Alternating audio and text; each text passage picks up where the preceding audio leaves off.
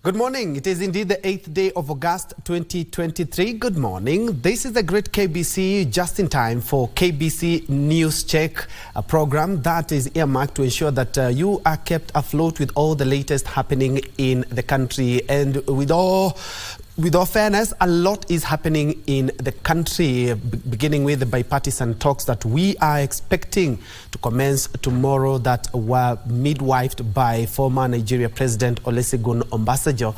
We are also keeping tabs with the president visit of the central region of the country. And actually today in the morning, the president did chair a cabinet meeting at the Sagana State Lodge.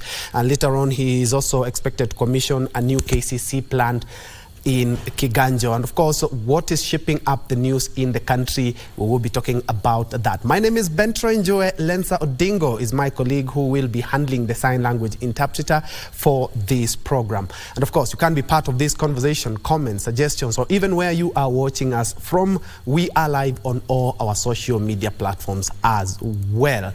We will be looking at the bipartisan talks, but for first things first, allow me to introduce my panelists this morning. Beginning from my immediate left, we have Engineer Crispus Wathiba, who is a governance and leadership expert and also a regular analyst here at the Kenya Broadcasting Corporation. Engineer, welcome. Thank you so much, and I'm happy to just be here. Next to Engineer, we have Honorable Cecilia Ngitit, who is the women rep for the great county of Turkana. Madam, welcome. Thank you so much. Very well. The president, beginning with you, Wathiba, for the last 4 days now, the president has been on development or tour of the central region. And we're talking about launching of various infrastructure projects, and you are passionate about that as well. I would like you to comment on that. Well, for me, I'm very happy to see the president going back to central Kenya and Mount Kenya region to the large extent, and giving time to the people of Mount Kenya, people who contributed over 40% of the votes that he secured for his win to be the president of the Republic of Kenya.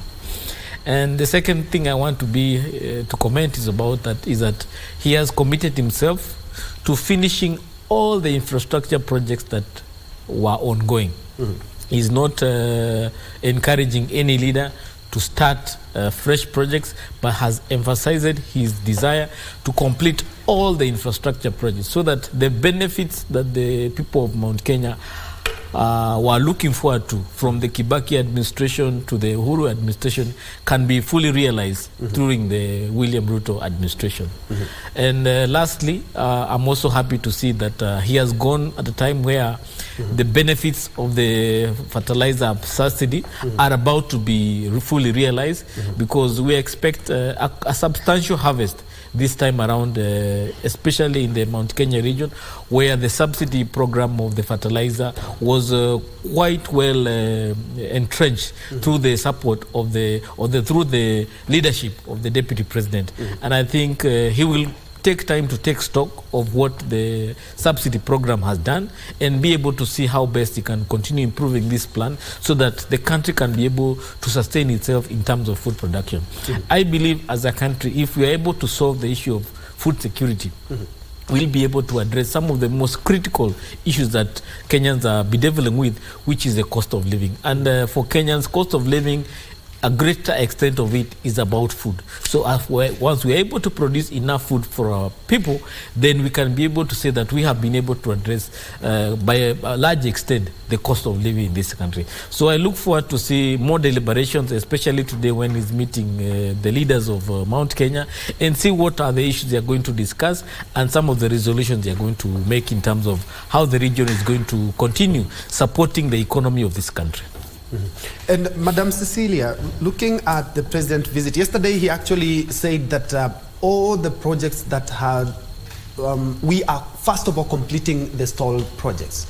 No new projects will have to be undertaken before the completion of the project that had already been started. And that is something that we have witnessed over and over regimes, that you find that each regime, there are a lot of projects that are left, and sometimes they become white elephants where you find that they are never used ever again. I'd like you to weigh in on that. Okay, I think I want to congratulate the president for that move, because some of these projects, if you look at them, most of them were stopped, not because there were no finances, but because most of them were started by His Excellency, the Deputy President by then, Dr. William Samoei Ruto. So because we were headed to a very tough political tussle, so it went political. So some of these projects were frustrated just to have some deductions on his political mileage. Now, I think I'm so glad he's trying to track back from where we got lost. All the counties have projects that have stalled for some time. So I want to encourage the president that it is high time to finish those projects, not only in central Kenya, but in the entire country. Because even in Turkana, there are projects that were started and they were abandoned. So we are expecting that the president has started that move, starting from central Kenya, then it will go all the way, even to the northern part of the country. So it's a good move and we want to encourage him. All right, we are also joined by Mbeere North MP Geoffrey Ruko. Honorable Ruko, welcome to the program. Thank you very much. The president, let me just throw you to the deep end. The president is on a 5-day working tour of the central region. Yep. And yesterday I do remember that he mentioned that all new projects have to be stalled first, and we have first of all to complete the project. This is something that we have witnessed when regimes change over, where there are various projects which are left unattended, and sometimes those projects are never ever completed. But the head of state said yesterday that we need to complete those projects first. Yes, because a government is a going concern. There is no government which is of this time, and when a new government comes in, start a different project. Government is a going concern.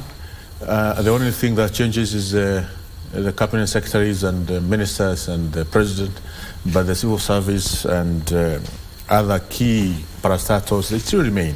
Therefore, it is the most prudent thing for the president to do to ensure all projects started by the previous regime are completed, because, of course, different standards were done baseline service for this project to be implemented, and therefore it is only prudent for those projects to be completed. And yes, the president is committed in ensuring not only the old project but also new project to be started in different regions of this country. And for this visit in Mount Kenya, it's just one of the visits among many other. You remember before then he was in Coast, and he stayed in Coast for almost also 5 days. And this is something which the president will be continuously doing to ensure all regions of this nation are well integrated in his administration. Engineer, we have seen that today at 7, the president was chairing a cabinet meeting at the Sagana State Lodge, and nobody was late today, but it's just one of the ways of more or less going on the ground to ensure that even the people around, not only State House Nairobi, know that indeed this is also a working office. Well, you know, I spoke to the doctrine of the William Ruto administration, and I think today being the 1 year since we went to the general election and had him elected as president, he has now clearly communicated the character and nature of his presidency. And those who work with him or those who work under him must follow through in terms of the kind of style of leadership he's going to preside his government with. And therefore, to see him presiding a cabinet meeting at 7 a.m.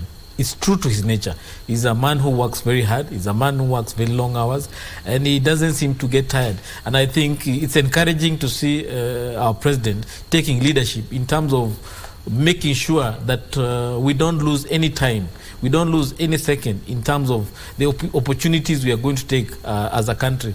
And if we continue with this kind of momentum, I believe that blood will catch up with everybody in the country, and we will see the productivity of this country increase, and all of us will be able to fully realize the benefit of a fully and working nation.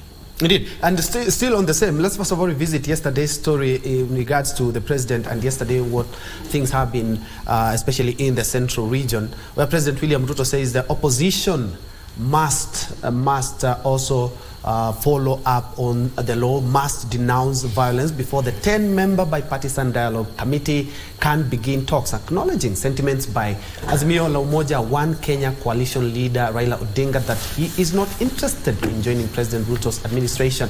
The head of state said that he has instructed his team to talk with the opposition, but added that a political handshake and violence experienced during the anti-government protests are off the table. Let's hear what the president had to say in regards to that story.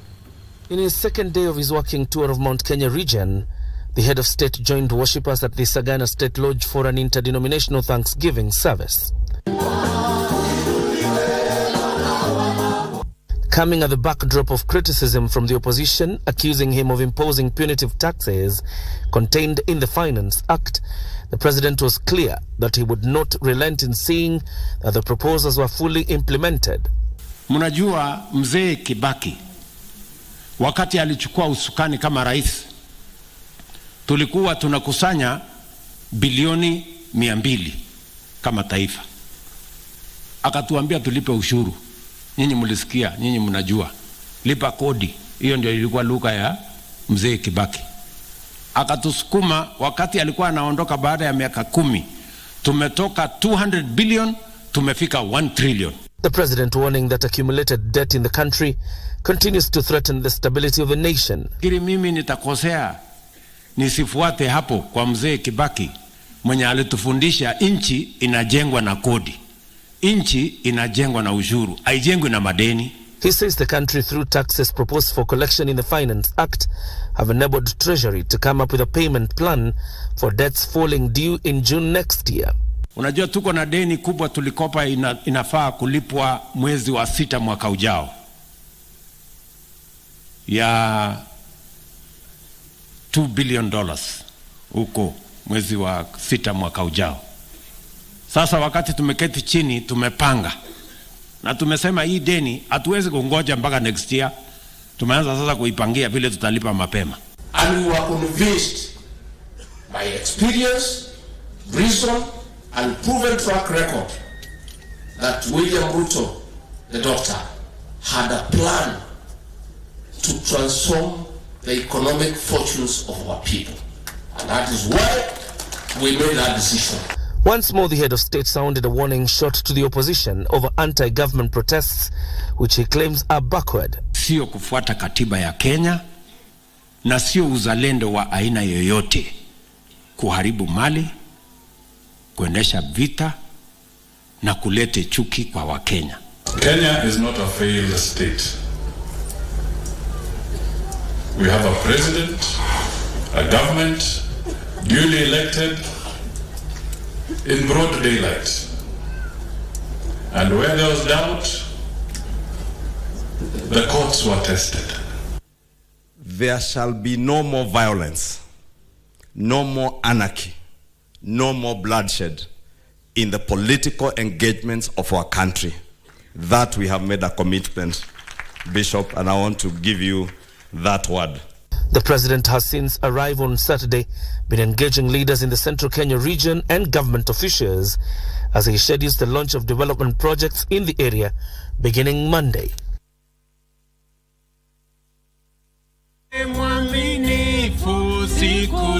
With a meeting with the political leadership in Mount Kenya expected Tuesday, President William Ruto maintained that the anticipated dialogue between government and opposition would only happen under specified parameters. Reacting to the Azimio la Umoja One Kenya coalition leader Raila Odinga's sentiments, the president called on the opposition to go a step further and denounce violence witnessed in the recent anti-government protests. Wamekubali jana ya kwamba mambo ya handshake hata hawa hawataki, hiyo tumekubaliana. Sasa mimi nataka niwaulize jambo la pili. Kwa sababu mmekubali mambo ya handshake, mmewachana nayo. Mimi jambo la pili nataka niwaambie pia tukubaliane mambo ya vita na fujo na kuharibu mali na kuharibu maisha biashara ya watu. Pia na hiyo tukubaliane tukomeshe katika taifa letu la Kenya. We want Kimani Ichung'wa at your team before you start these talks, you make it a condition that Raila Odinga and his team must denounce violence as a way of sorting political issues in this country. Tumekubaliana hiyo? Revealing that his team had firm instructions on what should be the agenda of the Kenya Kwanza side in the talks, President Ruto says he will not back down on the non-negotiables.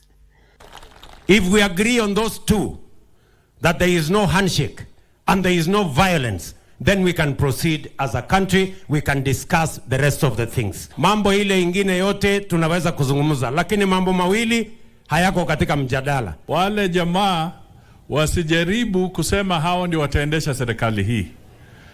Wanajaribu kusema watu waende kufungua masava na nini. Kwani mwaka mmoja imepita na ujui kwamba rais wa Kenya ni William Samoei Ruto? Sisi tuko tayari kuongea mambo yanayohusu mwananchi wa kawaida. Mambo ya kibinafsi, mambo ya kugawa mamlaka, mambo ya nusu mkate, mambo ya handshake, hayo hayako kwa meza ya sisi kuongea na wale marafiki zetu. Mimi yangu ya mwisho, rais wetu, hii maneno ya mazungumzo, mimi kwa roho yangu hata sitaki. Mimi hata ningesema tuachane na mazungumzo. On the thorny issue of the cost of living, the president says his administration is implementing its plan of subsidizing farm inputs and the efforts are bearing fruit. Furniture tutatengeneza hapa Kenya na nyinyi vijana mjipange. Mambo ya samaki tutapeleka vijana wetu kule Indian Ocean wavue samaki, tukule samaki ya Kenya. Neguo. Ile mpango umechukua. Ile laini mimi naona wewe unapitia. Ni ile ya mzee Mwai Kibaki. Ya kupanga uchumi. On Tuesday, the president is also expected to hold a cabinet meeting at the Sagana State Lodge. That's just a glimpse of what the president has been up to for the last 4 days, and he continues his tour of the central region, and they are very clear that he will not tolerate any acts of violence in regards to anti-government protest, and also emphasizing that need for us to continue with the work. And I will post this question direct to you, Honorable Ruko, and he has mentioned a number of things, of which some of which you are more passionate than other members of parliament, because you also have a bill that you're lining up to ensure that in case of any demonstrations, those perpetrators of violence or of anything are held accountable. I'd like you to weigh in on what the head of state said yesterday. I think what the president is saying is completely in line with Article 37 of our constitution, because Article 37 of our constitution gives two conditions for anybody who wants to do demonstrations or who want to do picketing, assembly and presentation or petition to public authorities. You have to do that in a peaceful manner and in an armed manner. And therefore, what you have seen in the past, from the time Azimio started the demonstration, they are always violent demonstration. By the time even the police arrive, the demonstrators are always burning tires on the road. That is violent demonstrations. And the police cannot stand and see burning of tires on the road. They have to ensure there's no tires which are burned on the road. Therefore, what the president is saying, I'm completely in agreement with that. And we have to be a nation which is democratic, but not only democratic, but also disciplined nation. And our constitution, the letter and intent of our constitution is that, yes, every Kenyan has a right to do demonstration, but you have to do it in an armed manner. ODM or Azimio and Wiper and all other parties within the coalition have used that article, and they have read Article 37 in a very selective manner. They say every Kenyan has a right to do demonstration, but they don't tell Kenyans that there are two conditions on that article, and that's why I came up with the Maandamano bill, which is at advanced stages at the moment in Parliament, to ensure we put into effect Article 37. We have to get completely to do away completely with this culture of violent demonstration. Let's do demonstration. We can demonstrate the entire of the year, but let those demonstrations be organized in a very peaceful manner. And therefore, anybody, once we pass this bill in Parliament, it will become law.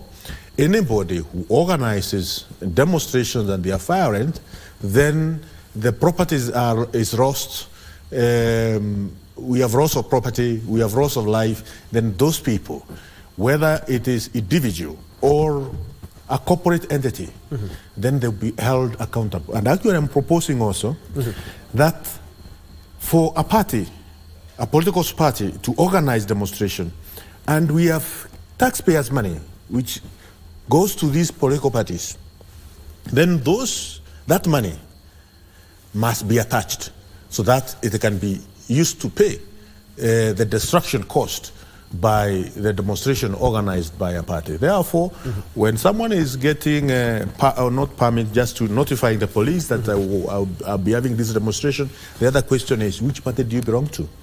You say you belong to ODM? Okay, that's okay. Go organize demonstration. Tomorrow, they will be fired.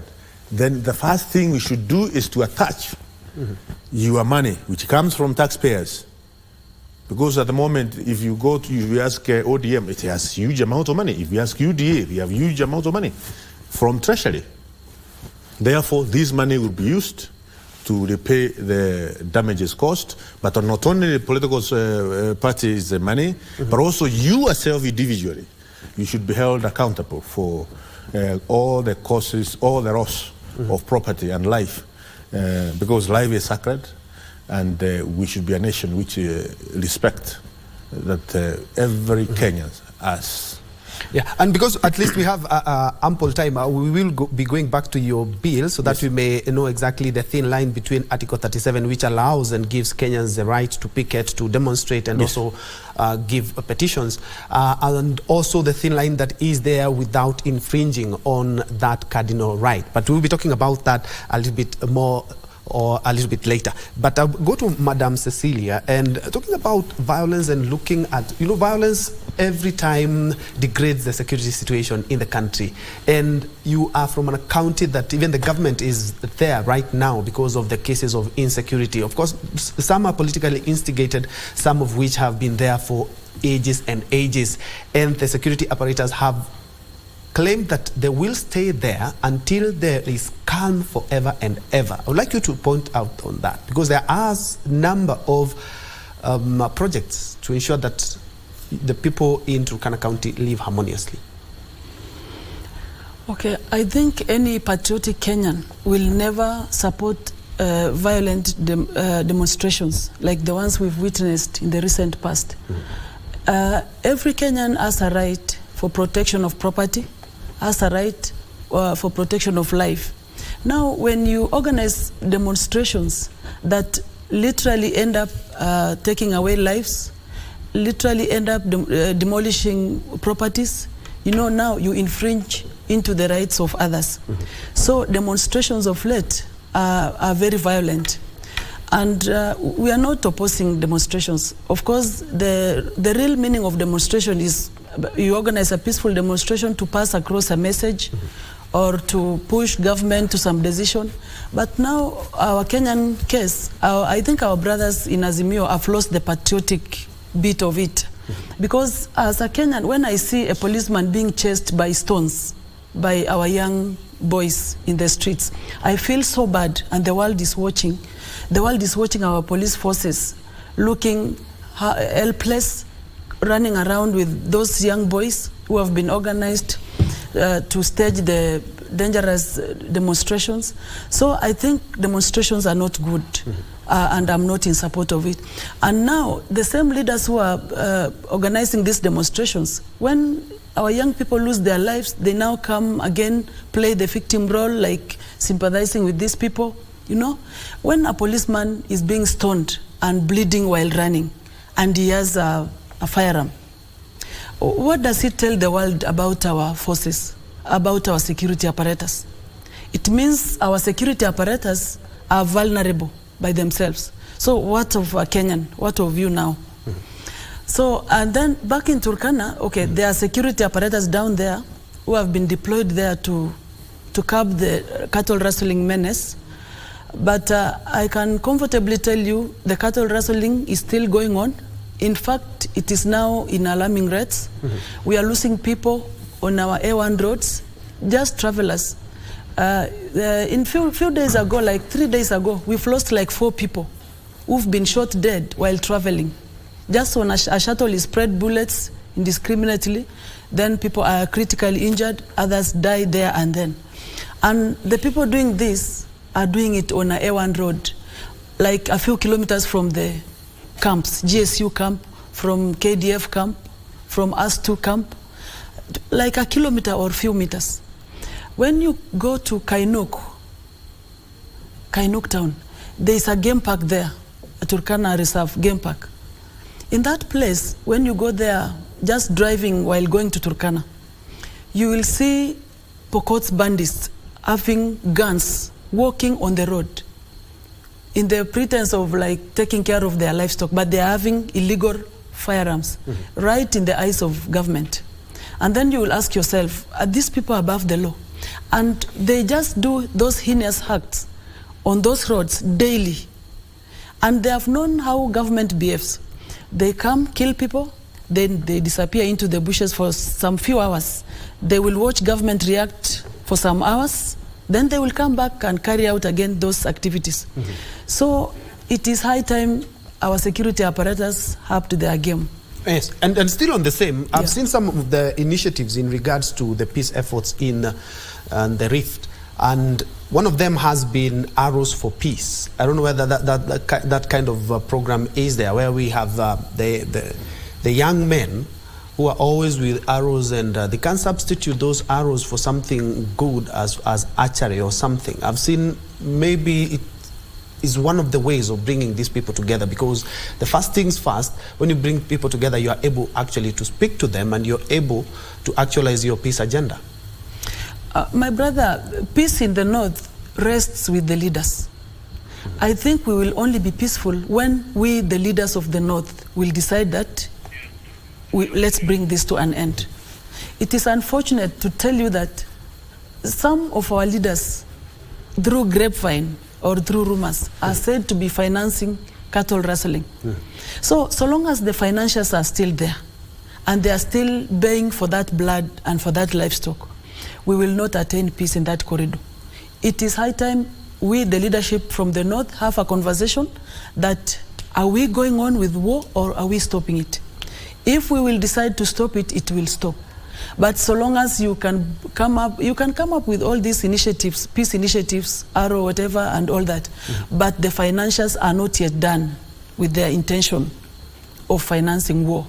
So it rests with the leaders. Our people down there, the electorates, listen to leaders. When a leader is known for financing violence, that is the only manifesto he's elected for. As much as most of us run around looking for votes, wasting a lot of finances to get votes, there are leaders who walk into the podium and just tell their electorates that in the next term, we will ensure we've expanded our land. In the next term, I will make sure you've pacified this and this community. You know, and this thing is being aided by leaders. 3/4 of insecurity in the North is aided by leaders. That one I can tell you. So it is up to us, the leadership from the North, to stop it. And the same leaders even go ahead to compromise our security apparatus. That is why I've been on record, because these are things we see happening down there.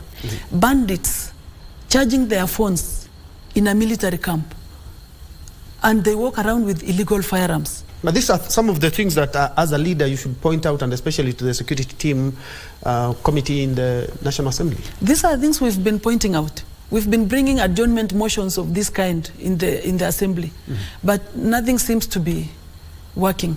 But I'm glad one of the officers that was heading us to, who was really in bed with bandits, has been removed from there. And we are appealing to the authorities to even go ahead. There are those other people, the herald boys of that security officer who have remained down there. We want all of them to be removed so that those officers who really mean peace can be brought over to work out on that security menace. All right, that's a good way that the MP has really try to explain to us the situation right there. But still on the same, as we look out for these leaders who are always funding this kind of violence, there's also some good news in regards to some of the peace efforts being done by peoples who are not even government to ensure that we have a lasting peace, and especially at the Rift, we have the Arrows for Peace. Let's first of all have a sneak peek of Arrows for Peace and exactly what it entails.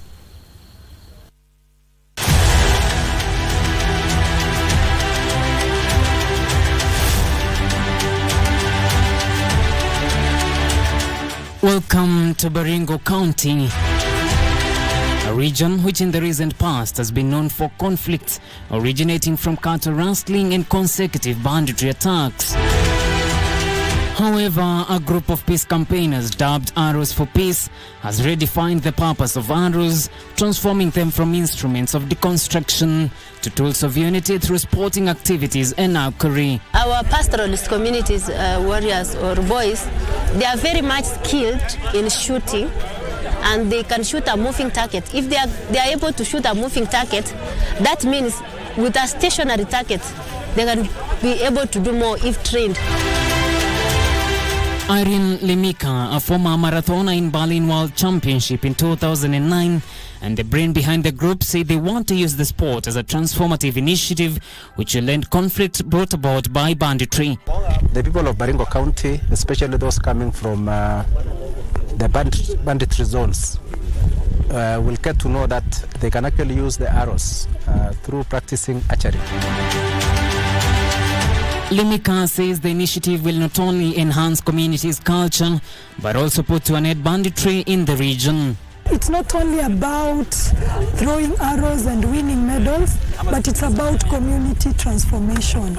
And community transformation starts with inner peace. I want to believe it is going to impact so much positively to our youth, and I want to believe that as soon as possible, we are going to have enrollment of our youth and the population in archery as a sport.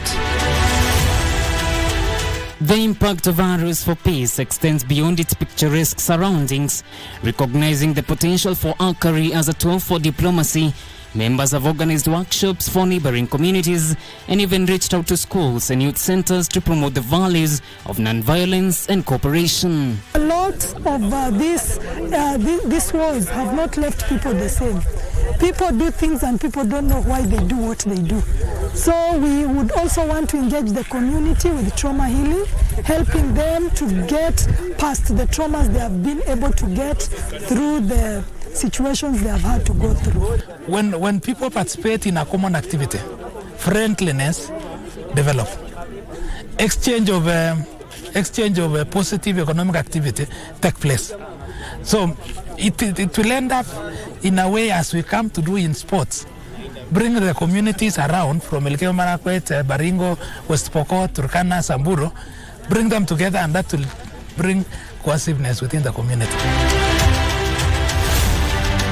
Baringo County Governor Benjamin Chiboi welcomed the sport, noting the initiative will go a long way in alleviating conflicts in the region as well as enhance peace among the residents. Next year, the team from the warring community can be taken to Olympics to showcase their talents of shooting and aiming at the target now, not on a human target, because we shoot to win, not to kill.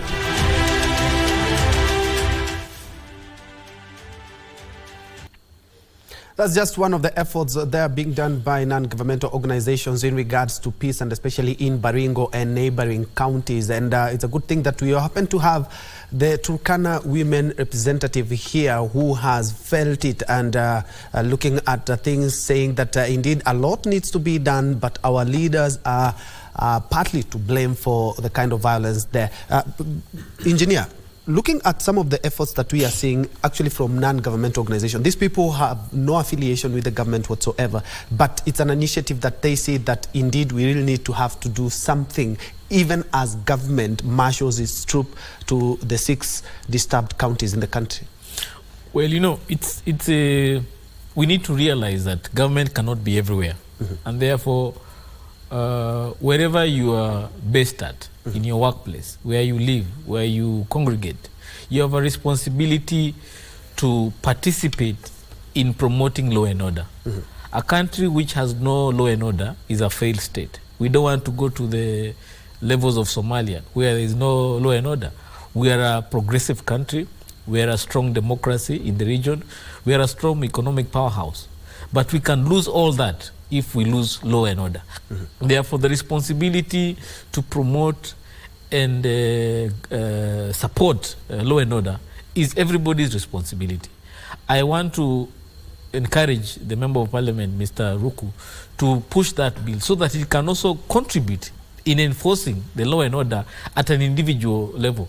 Anybody who will cause for mass demonstration should call that mass demonstration with a sense of responsibility, knowing that if this mass demonstration fails, I have a responsibility to meet. And therefore, it's important that every member of this country has a responsibility to bear for any action he or she takes. And it's good to see there are members of our community who are taking the initiative to try and work around the issues of cattle lustering and insecurity in the North Rift. But I also want to speak to the nature of our country. There is one former leader of a neighboring country who said Kenya is a man-eat-man society. We've also become a country where we are capitalizing on security. The cattle lustering issue is not more of a security issue, it's a commercial issue. There are people who are trying to promote commercial interests in terms of stealing these herds of cattle and selling them to a market. And that market gives them money. So we have a problem where, as a country, we have forgotten the value of humanity and looked at the money that we make as individuals. Leaders are more interested in making money at the behest of sacrificing their own people. So we need to find a balance in terms of the values we have as a country vis-a-vis the desires of prosperity that we behold. We have seen the people being killed or dying in Shakahola at the behest of leaders who are promoting a prosperity gospel. So we as a country, we lack national values. And if we can find a way to instill those national values, then some of these cultures that are outdated will not be something we discuss. Our neighboring countries, like Uganda, in the northern part of Uganda, is the same as northern part of Kenya. How come we don't see this kind of culture or the kind of insecurity? It's because that country has a different set of values. So even us as Kenya, we need to establish a set of values and we live by them. And then generations to come will live in those values and we'll be able to live in an orderly and peaceful manner as opposed to what we have been doing for the last 60 years. The culture of insecurity, the culture of taking commercial interest greater than the interest of the people is very wrong. If you look at the Maandamano and the opposition fighting for cost of living, when they come to this discussion, they are not even coming with the discussions about cost of living. They are coming with the discussion, where can I find my space in this government? That is very wrong. If you are fighting for the cost of living, then remain with that narrative that I'm fighting for the cost of living. But if you start changing narrative that you want to be included in government, then clearly you don't care about the people you are fighting for. It's all about man-eat-man society. So we have to change as a country and be people who have values and stand by those values. Indeed, and we're going to look at that, and especially the two teams that have been tasked with the talks, which should begin at the Bomas of Kenya tomorrow. And it's a good thing that we have leaders from the National Assembly, where majority of these people have been picked up. But Madam Cecilia, looking at what Arrows for Peace are doing, this is not even a government initiative. It's an initiative by athletes or former athletes, for that matter. And a pick where engineer has mentioned, indeed, is that in as much as we have politicians who we are accusing of actually fueling most of the insecurity, and especially in the North Rift, there are also businessmen who are also aiding and abetting. Because I remember the governor for Trans Nzoia, when he was the regional commissioner for the Rift, he said that most of these animals that are stolen from as far as Turkana, from as far as Baringo, are actually a delicacy here in the capital, Nairobi. So there are also people that we also need to be keen to look out for, not only the politicians. Okay, I want to applaud what the Arrows for Peace are doing. You know, even if it's not solving the whole issue, but to some extent it's working. And we cannot discourage any initiative by any Kenyan that is geared towards attaining peace in the warring communities. I want to encourage Arrows for Peace, only that, you know, they are using the arrow, and whatever is being used in the cattle rustling and the insecurity in the north is the gun. So I don't know how the Arrow for Peace is related to the gun now. You want to bring people together. And but you know, in Baringo, it used to be arrows. I'm told they use poison as arrow for war. So maybe it works there. But we are very far from getting the peace. And I think government can start things like common infrastructure in those areas. We can have common utility infrastructure like school, roads, good roads leading to those interior places, because bandits are using, they are taking advantage of bad roads. Even when you look at the odd spots where they shoot these cars, it is where the roads have are rugged. So I think government can improve on infrastructure, and then in those places where the hotspots for banditry, we can have infrastructure like schools, where Turkana children, Pokot children, Marakwet, Samburu can go to school in that institution. That can be a symbol of unity. That can be, it can aid peace. And about the businessmen who are aiding banditry, it is true. What Natembea was saying was true. Because whenever anti-stock unit, the ASTU unit of security, those people who are who go after bandits to recover the stolen livestock, when they go for this livestock, they will not trace even a single cattle. So that tells you it goes straight somewhere. Then there was some investigations done. We realized it was coming to Kenya Meat Commission, it was coming to Dagoretti Slaughter. So it is something that is so organized. These bandits go carry out the heinous act, and they receive money. They receive money as they let the cattle go. Then now, even when the security apparatus are following up to recover the livestock, they have nothing to recover. So it is also something to be looked into, so that such businesses can close down. Because so long as those butcheries and abattoirs are open, so the bandits will still have the urge to go for the livestock. That's an interesting way of looking at it, looking at the value chain, for lack of a better word, of the banditry, because at the end of the day, there is also the butcher, there's the abattoir, there's the bandit himself, and also there is the consumer or the buyer. Yeah. But Geoffrey Roko, I would like us to wrap it up on matter security so that we may go to the talks. Kenyans are really waiting for those talks, because the two teams are more than ready. They have already set the date. Some demands here and there, but I'd like you to touch on the matter of security. The CS for Interior, he's a very busy man, especially there, and he said he's going to camp there until normalcy is restored in the 6 counties, something that has taken years and ages, actually. The CS for Security, Professor Kidure, is an extremely dedicated man to ensure the security, not only in bandit areas, but also when it comes to the external threat we have from Al-Shabaab, as well as also the internal threat we have from Maandamanos, is going to be solved once and for all. That Kenya will have a new paradigm shift when it comes to management of its internal affairs. They will always be conducted in a very peaceful manner, because there's no reason as to why a supermarket in Kitengera, the Eastmart, roasts millions of Kenya shilling within a day. A supermarket in Wayakiwe, Quickmart, roasts millions of money. A supermarket in Mbakasi, known as Muindi Mweusi, roasts millions of money during these violent demonstrations.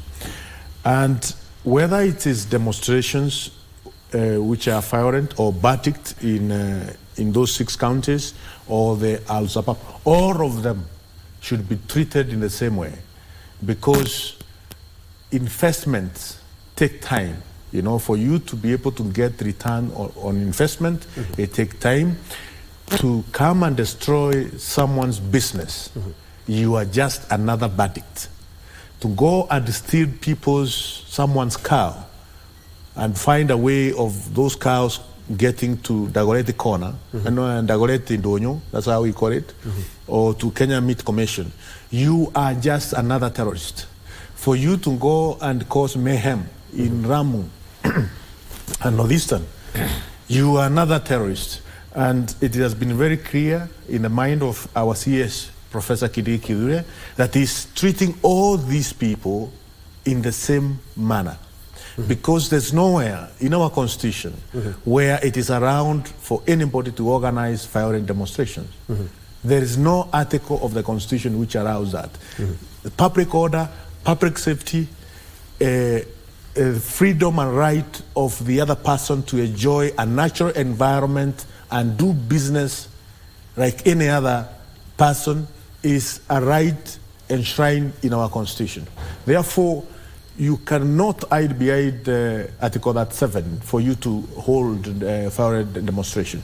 You cannot hide behind any article of our constitution for you to exercise banditry, to steal cows, to displace communities and cause all the troubles which we have seen in Baringo and many other counties, as well as other places happening in Garissa, our border with Somalia. Therefore, we are supporting Professor Kidiki and his team 100% for him to ensure all this, which has been a mess for many years. And I'm happy that today, in some of those areas in Baringo, we are seeing people growing maize. We are seeing order coming back. We are seeing schools working. And I think this is the kind of the country which we need. Kenya is a great nation. We only need to put some of these things into place, and we can change this country within a span of 10 years. It is possible to change this country completely within a period of 10 years. And especially if we make a decision that we are going to depend on our resources to build this nation. And the kind of the finance bill, or now the Finance Act, and the one which will come next year, I'm telling you, I'm seeing this nation changing within the course of 10 years to a different nation altogether, because we have traveled to different parts of the world. We have been all these nations which are, we call them developed. The economy is huge, not because they have some magic, it's because of the leadership. It's because of the conscious decision which the hands of state of those nations probably made many years ago. And now, I think this is a moment where Kenya, through the President William Ruto, has to change its trajectory completely once and for all, and it is possible. Indeed. Well. And as something that also has been hitting headlines is the bipartisan talks that were midwifed by former Nigerian President Olusegun Obasanjo. The 86-year-old African statesman has been a peace mediator with the African Union and also United Nations for a while, and he chipped in and brought about two teams that, of course, we are expecting that tomorrow they will kickstart their bipartisan talks. By the way, just to go through them, if you missed, we in the Azimio Brigade, we have they are being led by Wiper Party leader Kalonzo Musyoka, and also will include Majority Party leader Pio Wandai, DAP leader Eugene Wamalwa, others are Nyamira Senator Okongo Omogeni, and Malindi MP Amina Mnyanzi. On the government side, or the Kenya Kwanza side, we have Kimani Ichung'wah and Aaron Cheruiyot, both leaders of majority at the National Assembly, and at the Senate, we have Embu Governor Cecily Mbarire. We also have Hassan Omar, who is an Iala MP, and also we also have the Honorable Catherine Wabilianga, who will also be in that bipartisan talk. Gentlemen and ladies, we have a two-part team. We have the Azimio and the Kenya Kwanza sides. I do remember the president, the day before yesterday, I believe, or it was on Sunday, when he was responding to some questions from journalists, and he was asked about the bipartisan talks, but he steered clear from then and said, let's not discuss that. And also Honorable Raila Odinga, since they formed the 5-member committee, has also steered clear of that. But their lieutenants, their MPs, the people who, their right-hand men they have always been talking about what we expect in the bipartisan talks. But something striking came out from both brigades. We haven't had any part of Wanjiko. We haven't had cost of living. We haven't had a lot of things. If you outline the issues that will be talked about, including IEBC, the entrenchment of the CDF, and also office of the leader of official opposition, and also the cabinet, the prime cabinet secretary, we haven't had the Wanjiko factor there. Engineer?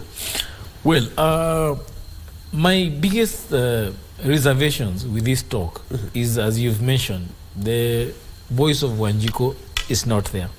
As much as we have reached out to people outside parliament to be part of the discussion, we haven't seen on the government side a hustler being part of the talk, or Wanjiko on the side of the Azimio being part of the talk, because it is the hustler and Wanjiko who are really bearing the brunt of the cost of living. Whereas the government has clearly said, for us, we have what we call Kenya Kwanza plan, or the bottom economic transformation agenda plan, which carries the dreams and aspirations of the hustler, and in terms of lifting the economic well-being and addressing the cost of living. On the side of the Azimio, we have not had their plan or their agenda or the alternative they want to present in terms of addressing the cost of living. So we are concerned that these discussions may just end up being an issue of discussing selfish political party interest. For Azimio, they want to be assured that when it comes to selecting IBC commissioners, their voice or their interests are covered. Whereas for Kenya Kwanza, they want to protect their Kenya Kwanza plan, making sure that they have the room to deliver on the plan they gave to Kenyans, which is a good thing, because we gave the mandate to lead this country for the next 5 years. We must also give them the room and the space to be able to deliver on the promise they made.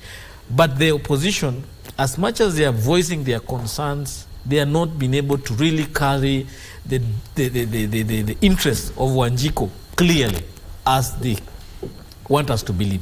So I just pray that the leadership that has been selected will be able to protect the interests of Kenya as a whole in whatever deliberations they will make. One of the challenges we've had with this bipartisan talk is that, in my opinion, there are certain economic interests that are being that are struggling. We have a government that has just left, which was led by Uhuru Kenyatta, and it had a way of running the economy. Now we have a new government led by William Ruto, which has want to dismantle the infrastructure that was already established then to be able to establish their own. And therefore, the past administration and those systems that were in place are trying to fight back so that they can protect the commercial interests that they had already entrenched. So that they can continue milking as much profit as possible. Whereas the new administration is trying to say, no, we have to stop this thing. We cannot continue milking the cow that feeds us without providing the fodder it desires. So we are going to see a very hard road to travel and quite a long way to go. So Kenya should brace themselves for a very difficult bipartisan process ahead, which may not bear as much fruits as we may desire. That's my opinion. All right, and of course, when we come back, because we're taking a quick short break, we will be looking at those talks. Remember, the first bipartisan talks did collapse. What is needed to ensure that we do not end up with the bipartisan talks the same way the other ones collapsed? We have, I'm honored to be having Engineer Crispus Wadiba, and also I have two honorable members of the National Assembly, the woman representative for the great county of Turkana, Cecilia, and also we have Geoffrey Roko, honorable, who is the Mbere North MP. We're taking a short break, but we'll be right back. We'll be also weighing in on your responses on social media platforms. Don't go away.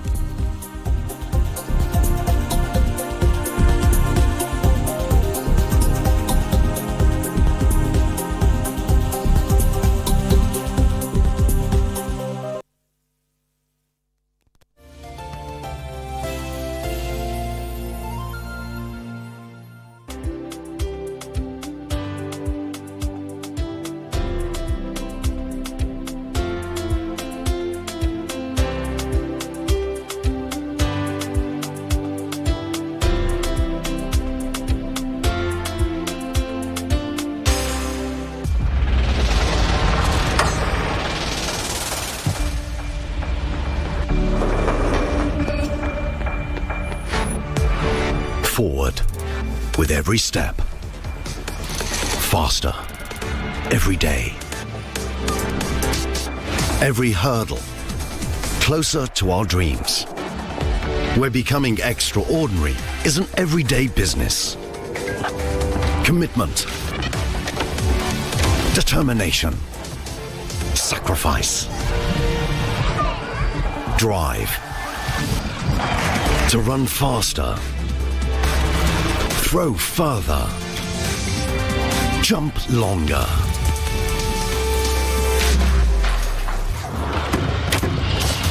This is how superheroes are made, who amaze the world all over again and again.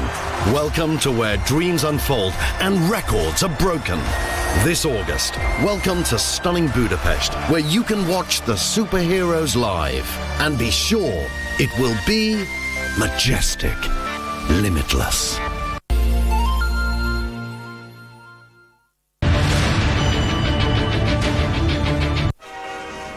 오늘은 디데이입니다. 오늘은 디데이입니다. 나는 내가 다음 역사길에 안 나오거든. 걱정 말아요. 내가 계속 지켜보고 있을 거니까. 그냥 잘못된 줄 알고. 저를 왜 죽이세요? Yes.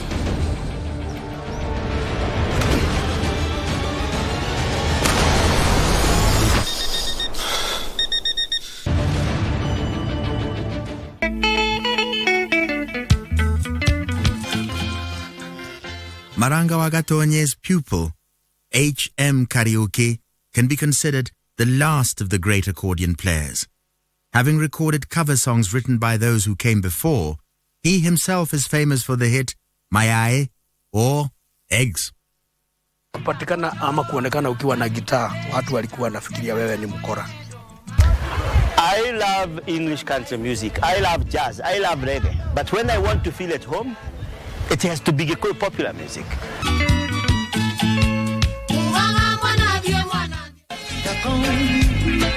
Got this feeling down deep in my soul that I just can't shit on my way. And girl, if you wanna take a chance, I'll show you what I can do.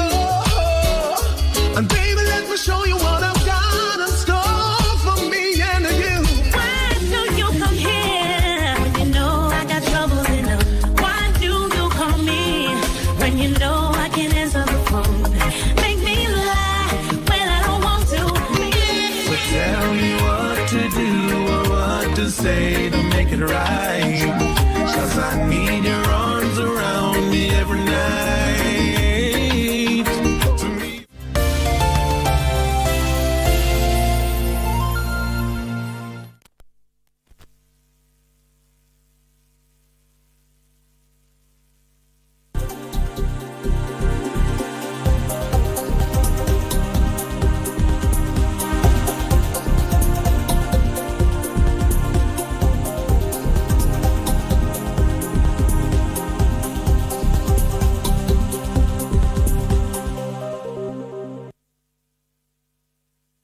Welcome back to KBC News Check, and we are still looking at the state of the nation, and one state of the nation issue that is currently on the lips of every Kenyan is the bipartisan talks. Remember, they were brokered by the former Nigeria President Olusegun Obasanjo, who is an African mediator and African statesman, and they created two teams, of which I've mentioned the five-member team from each side.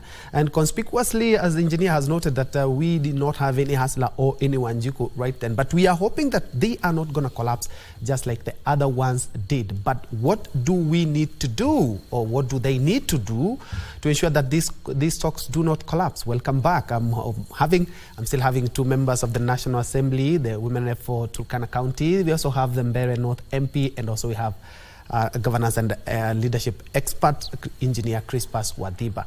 Mheshimiwa Cecilia, Kenyans have suggested that the bipartisan talks, we are talking about things that are affecting Kenyans. Would you support the fact that indeed it's bombers? We can do exactly like we did covering live, like we covered the elections. Do you support that they need Kenyans also to see and hear what exactly they're talking about, so that we may clear the air on what each side wants. Because one side says these guys want to come to government, they say we do not want any part of government, but we need these issues addressed. Would you support that? Because I would. Okay, I think just the way engineer was putting it, I think there is something that is not adding up. It's like the participants in this talk have formed some agenda for us that they are talking about this. Then when they reach there, I think they talk about different things, totally different things. And that's why the first bipartisan talks failed. I think I want to support the idea of going live so that Kenyans really know what the discussions are going on in there. So that we know if it is indeed the cost of living they are talking about. Because I think when they reach there, they start talking about the servers, they start talking about negotiations of a nation that looks like there is a disputed election. I think they should go live so that we really know what is going on in that discussion. Then secondly, on that table, I want to challenge them to introduce maybe 2 or 3 members of public to represent the Wanjiko in that talk. So that indeed, if they are not going live, let them introduce 3 or 4 members from the public so that we know they will talk about the Wanjiko issues there.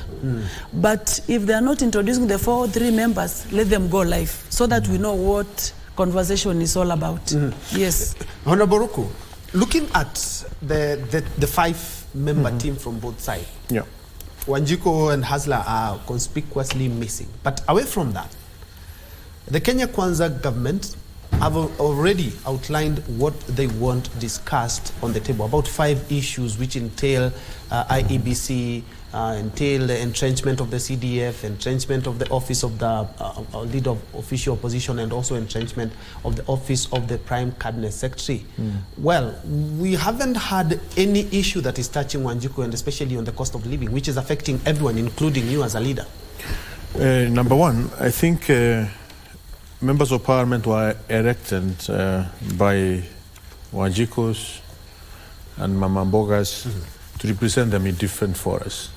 That the members of parliament who are there, their intention is to talk on behalf of the Wanjikos and the common mwananchi. And that's why we are called Wabunge, because tuko na unjumbe. And we carry this message to that debating house, so that decisions can be taken. But even if we look at the 5 members, where we say that it is not going to be more or less like an ad hoc committee, we are going to get some people from outside. But even the people from outside really are not exactly the Wanjikos. I really don't support the idea of getting someone from outside, because if you look at our constitution, it talks about the sovereignty of our nation. Article 2 of the Constitution. If you look at the Article 2 of the Constitution, it's Article 2 where the delegated authority, that Article 2 says the people may exercise their sovereign power either directly or through their democratically elected representatives. So these people who are in those talks are there sent by the people who elected them. So it is actually the common man who is in that table, through Kimani Ichung'wah, through Honorable Cecily Mbarire, through Wambirianga, through these other people who are on that discussion table. So for me, I don't really support. We have to do the talks must be done within the realms of our constitution. They have to be legal in terms of discussions. And within Article 2 of our constitution, people of the Republic of Kenya will exercise their sovereignty through their democratically elected representatives. In as much as you're quoting Article 2, a lot of Kenyans would like to also refer back to Article 1, which power and sovereignty. Yes. You can't do them. You can't do it. In as much as you are representing us in Parliament, these are talks which are touching each and every Kenyan, and there is a leeway to include people who are not members of Parliament. Both sides did pick a few, but they never really put much emphasis on the common mwananchi and the cost of living. Just as they say, you can't have your cake and eat it. You have to choose either to exercise the sovereignty of the people directly or through democratic elected representatives. It can't be both. So it's either we dissolve the parliament and the houses of the representatives at the county level and at the national level, then the people can exercise the authority directly, or so long as the elected people, then please allow the representatives to exercise that authority of the people. So for me, I'll stick on that. And that's why we are saying these talks must be done within the framework of our constitution. Because we in Kenya Kwanza, we respect the constitution. The people in Azimio, they take this constitution as suggestions, mere suggestions. They respect it when it is good on their side. When it doesn't favor them, then they say, they come up with all manner of justifications as why they should not respect different articles of our constitution. So for me, I will stick that yes, and that's why you see from the Kenya Kwanza, there is nobody who is not elected. But on the side of Azimio, Kalonzo Musyoka he was running mate. He was not even running mate to Raila Odinga. He's not elected by anybody. It's just that he was a former vice president. He has been in the office for quite some time, yes. But you see, there is a lacuna as far as the law of the land is concerned. But what I want to say is that, one, these discussions must be held in a public place. Let's not have this discussion in the Serena Hotel or in KBC. It's a good thing it's at the Bomas of Kenya. In Bomas of Kenya, that is perfect. That is okay. It's a public place. There are no huge bills which will accrue. And any bill that's accruing from this discussion will be paid by the Kenyans, the taxpayers' money. Number two is that if you're talking about the cost of living, the president was sworn in to ensure the economy of this country goes back on track. And that is exactly what him and his cabinet wakes up every single day to ensure the cost of living is manageable. And all necessary strategies have been put in place. And if you listen to every time President talks, he always mentioned things which he has put in place, the policy framework in terms of taxations, in terms of removing different levies. Can you imagine one Kenyan going to court to ensure the import levy of edible oils stays, that is not removed, because the government, through the Minister of Trade, decided now, let's remove that 5% of import levy, which was put by the previous government on importation of edible oils to the country. Why? Because we had very senior people in the previous government which were constructing policies to enable their business, their local business, so that they can continue making money in the sector of edible oils. Someone, a Kenyan, supported by some of these fellows, goes to court to ensure the government does not remove that 5% of the import levy, so that the companies which manufacturing edible oils in the country, and we know them, like Menengai, like Bidco, like Pwani Hoe, and such kind of companies, continue manufacturing very expensive I'm hoping you're not implicating them, because they also have a right to reply. They can reply. We are in a free society. We are in a completely free society. But we need to have those facts on the table so that those are the facts. Some of the allegations. Those are the facts. It is true. Someone went to court, and we know how these things operate. I come and tell you, please go to court. These are the information. Then the injunction is put tomorrow by our judicial system to stop implementation of that until the case is earned to conclusion. So the president and his government has come up with very important policies, frameworks to ensure the cost of living will come down. And we have seen at the moment quite a number of commodities, their prices is going down. The price of gas has gone down, cooking gas. The price of edible oils has gone down. The price of vegetables is coming down. So essentially, the cost of living will ease with time as we implement these policies in a very diligent and careful and prudent manner. So for us in Kenya Kwanza government, there's no reason why we should. In any case, that's why the government was put in place, to ensure the cost of living goes down. Why would we go and discuss about the cost of living coming down with opposition? In any case, opposition should be going around the country in a peaceful manner, trying to explain to Kenyans how Kenya Kwanza government is banned, so that they can form the next government in come 2027. Do you support the live coverage of the talks tomorrow? I support that 100%. Let's hear what Kalonzo Musyoka is talking about. And also for Kenyans, because we know he doesn't have any interest whatsoever about Kenyans. He's looking at his own interest. Remember, let's not preempt. Let's not preempt. We are expecting that tomorrow. We are in this political space. We are in this decision. political space every single day. When you are in parliament with my sister here, is a gathering of politicians, both in Azimio and in Kenya Kwanza, and we are friends.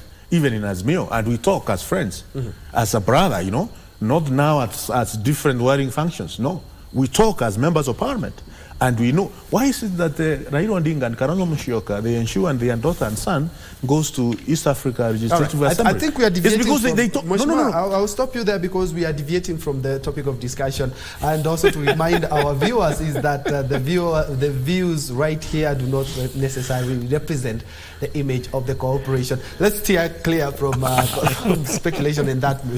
But it is true. In any way, Kalonzo's son is in East Africa Legislative Assembly. Yes. Winnie Odinga is in East Africa Legislative Assembly. Yes, but what I'm trying to tell Kenyans, it is important to tell Kenyans that Azimio have completely zero about their interests. All right. It is the Kenya Kwanza government which has 100% interest of Kenyans, not Azimio. Azimio, they lost, then got into a shock for 5 months. Okay. Then after 5 months, they realized now, let's go back to Kenyans and start creating problems. Why didn't they not create a problem in the month of September, in the month of October, in the month of December, in the month of January? I think why? Those could be answered tomorrow, because I'm expecting that they're going to allow us as journalists to get in that hall and hear what and every member of those we two support, teams. let the journalists be there and cover that thing live. Engineer, you support that we cover that live, and still on that, as a governance expert, looking at these talks, the Kenya Kwanza government, as Geoffrey Rocco, Honorable, says that we are expecting that the issues that they talked about are going to be looked into, but strikingly, there was no cost of living. But he argues that as the Kenya Kwanza government, the president is doing that each and every day. So they didn't see any point of having it as one of the 5 issues to be discussed in that. How do you see this? Well, I want to agree, because you see, Kenya Kwanza has a policy document in place on how to address not only the cost of living, but also the entire economic infrastructure of the country and governance structure of this country. So they cannot present their own document to be interrogated in a bipartisan discussion. If there is only one place where the Kenya Kwanza plan can be discussed, and that is in Parliament, where you as the opposition, you have a responsibility to provide oversight and checks and balances on the agenda of the government of the day, but not in a private arrangement such as the bipartisan talks, as it appears to be. So therefore, it is not possible for any government to subject itself for scrutiny to a process that has no legal standing whatsoever. So therefore, it is in their right to do that. For the opposition, the agendas that they have presented, also they have a forum to do that in Parliament. But they have refused. And the yes government has said, okay, so you don't want to discuss this in Parliament or Senate, can we come and sit down? But then they also need to provide an alternative plan of the things they want to be addressed and how. That is where we are not seeing Azimio coming out strongly in terms of communicating that alternative plan in terms of addressing the cost of living. And that's where many Kenyans are worried. These people, yes, want to say they stand with us, but they stand with us with what? They are not showing us any proper plan of how they want to address the cost of living. So it is very sad that Kenya Kwanza and Azimio may go and have discussions, and those discussions may not bear no fruit. Even if those discussions are kept open or live to the public, we may end up with some circus or some kind of entertainment glued to the television, which will even affect our productivity at work, because most of Kenyans will end up just there looking at TV and not being able to focus on what is important to us. So I just pray that even if they will be live, can they be made very short so that we move on with our lives? Yes. And Madam Cecilia, looking at the issues that have been raised, a lot of Kenyans, if you ask any Kenyans right now, what is the first agenda you'd like it to be discussed, whether it's at the county assembly, where it's at the national assembly, where it's the bipartisan talk, is the cost of living. And the engineer and Mheshimiwa Ruku has talked about that this is something that the head of state is addressing each and every day. But Kenyans would have wished that this formed basis of the discussion, because in as much as IEBC, we are quite falling short because we do not have commissioners, don't have a chair. In as much as the office of the leader of official opposition is necessary, though not enshrined in the constitution, they would have loved to hear the cost of living being one of the key agendas in the bipartisan talks. Yeah, it is true. As it is now, most Kenyans would like to hear more about the cost of living. If you read the history of these thriving economies like Singapore, I'm told even some years back, many years back, Kenya loaned Singapore some 5 million shillings. Sometimes back in history. So all these economies that are thriving today, it takes a very painful decision by one man who will be sitting in that seat of a head of state. And as they say, no pain, no gain. And in business, risky ventures are more profitable. So when you take a painful decision, mostly it pays.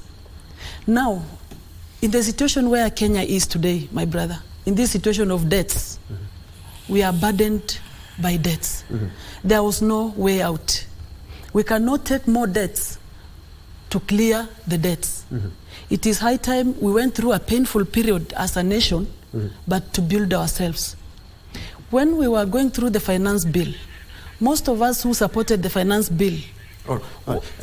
Just hold the thought. Okay. Just hold the thought. We need to cross over basic education. PS Belio Kipsang is currently officially opening this year's Kenya Secondary Schools Term 2 games in Kakamega County, where basketball and games like lawn tennis are expected to be played. And remember, the winners will represent Kenya in the East African regional level in Kigali, Rwanda. Let's first of all cross over.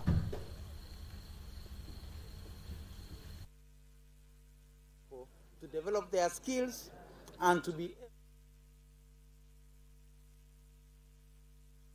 As we wait for that feed, it will be an interesting second term games. Remember, we are looking at the state of the nation, and tomorrow, any moment from 9 a.m., our eyes will be fixed at the Bomas of Kenya, where we expect the bipartisan talks to begin. But first of all, let's listen to PS Belio Kipsang. All our greats have come from here. Marikas of this world in football, Kipchoge in athletics, Faith Kipyegon in athletics, all the big talent that we have in rugby, they have all grown from this particular sports that we are looking at today. I would want to urge all of us to continue nurturing this particular talent. And as part of that particular very important aspect, government is working with our school sports association, working with sports fund, so that we can be able to develop sports academies across the country. I know Kakamega will be competing quite well to be the football academy. We shall be having St. Patrick's 10 and others competing to be the athletics academies. Already, Lenana High School, we've developed an 18-all COF course so that we can start nurturing the COF talent from an early age. And we shall continue building on this particular talent so that we can be able to move forward.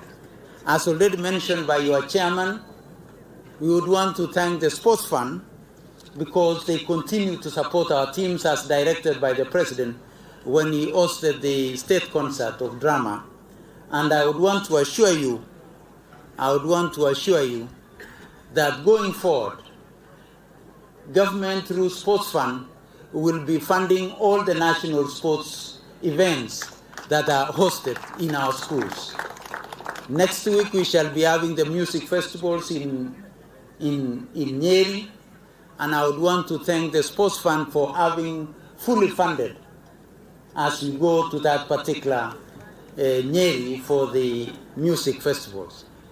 The Sports Fund was also able to sponsor us and sponsor our teams in Mombasa for the drama festivals, and they've been able to put in money to these particular sports today here. They have also put in resources for the primary school sports that will be in Kisumu. They've also put in money to our special games in Embu.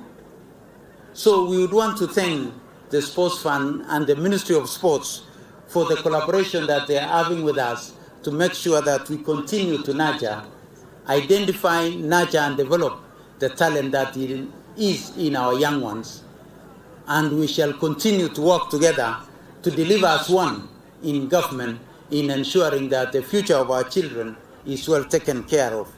And as we are all aware, last week the President received a report, the report of the Presidential Working Party on education reforms, and the work of our children through sports, which will be a pathway in our curriculum, is well developed and supported. And we would want to urge all of us that talent going into the future will not only be at the sports field, but we shall develop it so that it becomes a source of income and development to our young ones. Again, at this juncture, may I, on behalf of the Ministry of Education, continue to thank the teachers for the work that you are doing. We would want to appreciate and acknowledge the work that you are doing for our children. Today I was told all the umpires, both in football, in all the games, are our teachers. We shall continue to develop you so that you can even grow to be the referees that will be working out there, both at the local football, international football, as we bid as a country to host the African.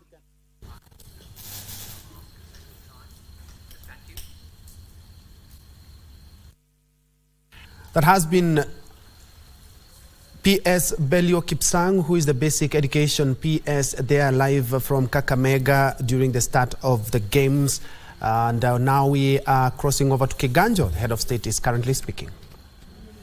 Mimi nataka niutangazie wakulima ya kwamba for the next 3 years, and I'm happy the chair of the budget committee is sitting here, for the next 3 years, we are going to spend 3 billion shillings in the modernization program of our KCC facilities.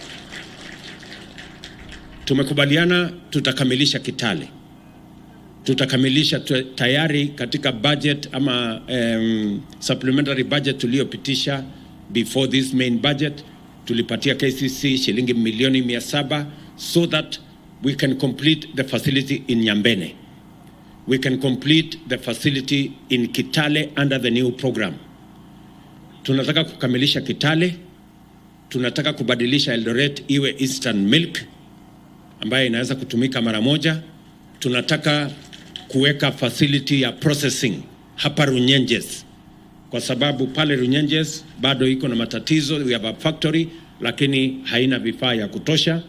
Tutakamilisha ya Nyambene, tutakamilisha ya Miritini, na tunataka kuweka kiwanda mpya Narok, kwa sababu wakulima wa Narok wanahangaika na maziwa yao, especially kina mama, kwa sababu kina mama wengi ndio wanashughulika Kajiado na Narok katika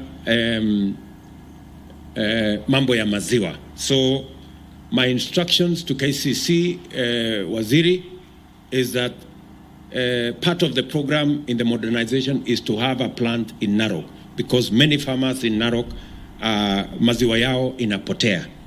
So modernization is going to be our other program to make sure that when farmers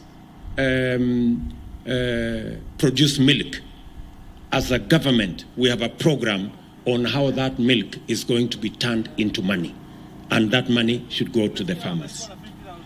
Namba ya 3, tuko na mpango ambayo tumefanya ya milk coolers. Matatizo mingi ya wakulima, nilikuwa jana Mkuruweni.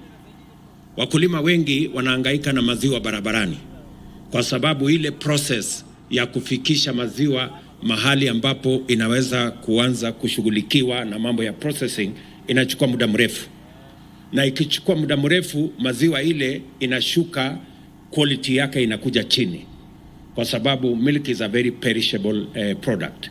So kusaidia kuhakikisha kwamba wakulima wanapata bei ya sawasawa na quality ya milk ya taifa letu la Kenya ni quality ya juu, tumeweka mpango ya milk coolers 650 ambazo tutazileta tuzisambaze katika kila mpango. Nia yetu ni at least tufikishe kila ward milk cooler, ndio tuhakikisha kwamba hasa katika sekta ama sehemu zile tuko na mambo ya maziwa, tunazalisha chakula maziwa ya kutosha, tuwe na milk coolers, ndio tuzitumie kukusanya maziwa, kuprocess ama store maziwa, kufanya chilling, ndio mkulima awe na nafasi ya kutosha ya kuhakikisha kwamba maziwa yake inafika mahali ambapo inatakikana.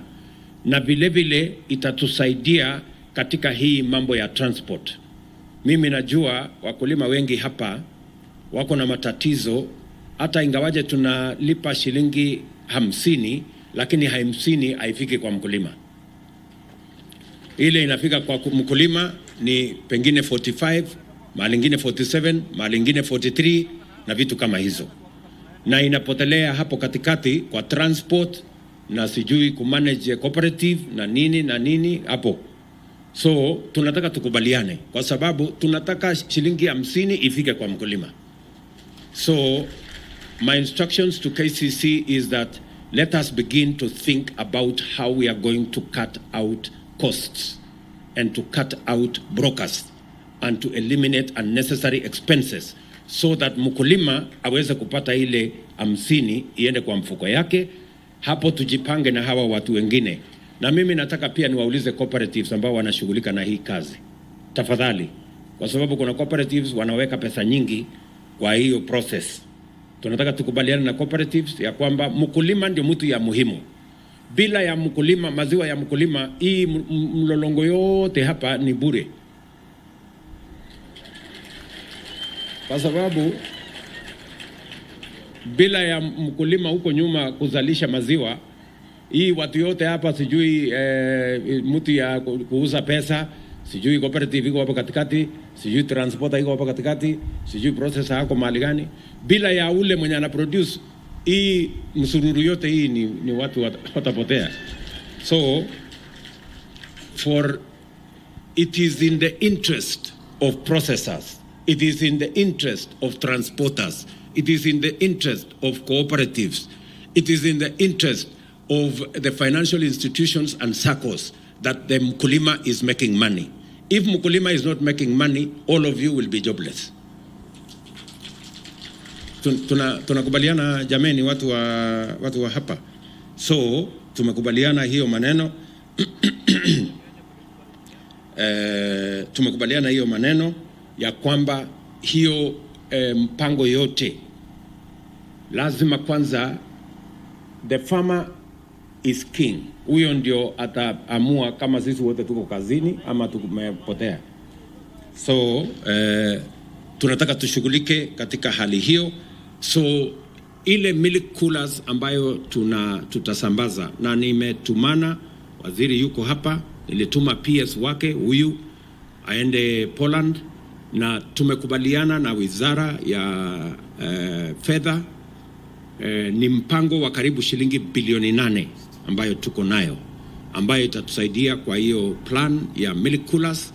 My instructions are that before December, the milk coolers should be in Kenya, distributed to all the farmers in all the areas. I know it can be done earlier. Tumekubaliana it is going to start in the next 1 month. Lakini before December, all of them must be in every part of Kenya. Na mimi pia nataka niulize wabunge, tusaidiane, niulize governors, tusaidiane, kwa sababu sisi tutalete milk coolers. Nyinyi ndio mtatusaidia tutaweka mahali gani, ndio muweze kujenga ile infrastructure kidogo ambayo inahitajika pale, so that we can set up the facilities and make sure that the farmers are benefiting. So milk coolers is going to be one of our interventions. Vile vile tumeweka mpango ya fertilizer. Watu wengi walikuwa hawaelewi hii fertilizer itatusaidia kwa njia gani. Wale wanaweka sufuria kwa kichwa, they don't know. Na kumangamanga kwa maandamano. Hawaelewi ya kwamba hii fertilizer tumeteremsha bei iko na uhusiano na bei ya maziwa. Kwa sababu to reduce the cost of production, ni lazima tufanye mambo kadhaa. Ni nini tunafanya kama serikali? Wakulima nataka niwaeleze. Jambo la kwanza, tumesema mbolea. Tunapunguza gharama ya mbolea kwa sababu tunajua mbolea inawasaidia kupanda malisho ya chakula ya ng'ombe. Mambo ya silage, mambo ya cotton, maneno ya soya na mambo ya lusan na hiyo mimea ingine yote ambayo inatumia fertilizer. Sasa tunataka mtumie hiyo fertilizer kuzalisha maziwa yetu kwa bei ya chini, ndio ile pesa tunalipwa sehemu kubwa iende kwa profit ya mkulima. Jambo la pili, katika budget yetu hii pia tumetoa ushuru kwa animal feed products, zile products ambazo tunatumia kutengeneza animal feed. Leo katika baraza letu la mawaziri hapa Sagana tumeauthorize yellow maize na bidhaa zingine ambazo zinatumika kwa mambo ya animal feed, kwamba they can now be imported without duty. Tuhakikishe ya kwamba mbali na kuondoa ushuru ya VAT, pia tumeondoa ushuru ya duty. Ndio tuhakikishe ya kwamba animal feed, chakula ya mifugo yetu, inafika kwa mkulima kwa bei ya chini. Na mimi nataka niulize wale wanatengeneza animal feed, kwa sababu sisi tunaondoa ushuru kama serikali, lakini hawa wanaotengeneza hiyo animal feed wanakuja kuchukua hiyo ushuru, wanafanya inakuwa profit yao, mkulima anaendelea kununua chakula ya ng'ombe kwa ile bei ya jana. So I want the ministry to monitor. We must transfer the benefits of the tax exemptions not to the manufacturers of animal feed but to the farmers. Hatujatoa ushuru ati ndio mtu ya kutengeneza chakula hapo kwa factory atengeneze pesa nyingi. Our plan is to benefit the farmer, and we must see as government, and the ministry must monitor to make sure that the interventions that we are making, when we forgo taxes, it must be for the benefit of the farmer, not for the benefit of the processors of animal feed somewhere in the middle. Tunaelewana jameni? So nyinyi kama wakulima pia mtatupatia habari. Mkiona hii chakula haijabadilika bei na tumeondoa ushuru, tumeondoa duty, tumeondoa VAT, mtueleze ndio tukabiliane na wale ambao wako huko katikati, tuwaambie pesa ambayo tuna we are forgoing as a government is not for them, it is for our farmers. Vile vile tumekubaliana ya kwamba ili wakulima pia waweze kupata namna ya kununua ng'ombe zaidi, mambo ya seasonal crop program, kama mnapanda soya, kama mnapanda mahindi, kama mnapanda chakula ya ng'ombe. Vile vile tumeweka shilingi bilioni 10 credit kwa Agricultural Finance Corporation. Nilitangaza juzi, waziri anashughulika, wakulima wengi wanaelewa na wako na uhusiano na Agricultural Finance Corporation. Tumeweka pale pesa na tumesema the interest must not exceed 8%. We want to have it in single digit. Tumegombana na hao, bado wanaongea Kiingereza, lakini tutawafundisha Kiswahili. Si ndio? Ndio lugha ya kueleweka na wananchi wengi. So tutashughulika na hawa, tuhakikishe ya kwamba access to credit is a critical component of making sure that we reduce the cost of production. Kwa sababu tunataka on one side tuki-improve prices, pia huku chini tuna lower the costs of production so that we can have more benefit to our farmers. Vile vile mimi nataka niupongeze wakulima. Wakulima wetu na product ambayo mnazalisha is of such a quality that we have access to the American market. Najua kule Marekani ni watu ambao wako wanachunguza mambo mengi, phytosanitary hii, sijui nini ile, quality hii, quality ile, but I can proudly say that our products meet the highest standards of quality anywhere in the world. Na kwa sababu hiyo sasa nimeweka mpango kamili ya kupanga soko ya mazao yetu ama products yetu ya maziwa ama kilimo ya maziwa, ili ghee yetu, butter na powder milk pamoja na long life milk tuweze kupanua ile soko kubwa iko katika bara letu la Afrika, kwa sababu nchi nyingi, sitaki kusema majina, niliingia kwa matatizo kidogo, nilisema majina ya nchi zingine nikapata tabu kidogo. Tuko na soko kubwa katika bara letu la Afrika ya maziwa, na hiyo soko lazima tufanye juu chini mpaka tuhakikishe hiyo soko ina benefit wakulima wetu. Hatuwezi kukubali ati maziwa inatoka New Zealand kilomita karibu 10,000 na sisi tuko hapa kilomita 200, na tunaweza kufikisha mazao yetu pale na wakulima are producing the milk. Mimi nataka niwaambie pia wakulima wa taifa letu la Kenya wasikuwe na wasiwasi. Hata tukipata maziwa zaidi ya vile tunaweza kupata soko ya Kenya hapa, tuko na facilities ya kutosha ya kutengeneza powder milk, ya kutengeneza long life milk. Hii kiganjo hapa sasa tuko na uwezo ya mambo ya powder milk. Tuko na kutengeneza powder milk katika factory yetu ya Eldoret, and which other factory? The powder milk and Kitale. So we have 3 facilities that we can use to make sure that excess milk we can mop out from the market, na ndio bei ya maziwa isirudi chini. Mkulima awe anaweza kupredict ya kwamba akizalisha maziwa yake itanunuliwa na hataenda kwa hasara, kwa sababu saa zingine mkulima akiuza maziwa shilingi 30, shilingi 20, mkulima anakuwa discouraged, tunaenda kwa hasara.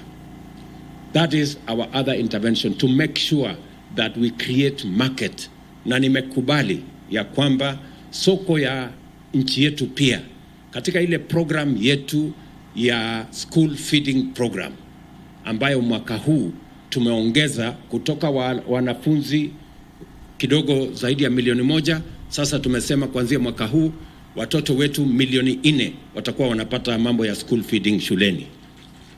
Na sasa nimekubaliana na chairman Bwana Maina ambaye alisema tuingize program ya maziwa katika hiyo mpango ya school feeding. I agree with you, and I will communicate to the Ministry of Education so that milk can be part of the package for our school feeding program, ndio tuweze kupanua soko ya wakulima wetu wa maziwa.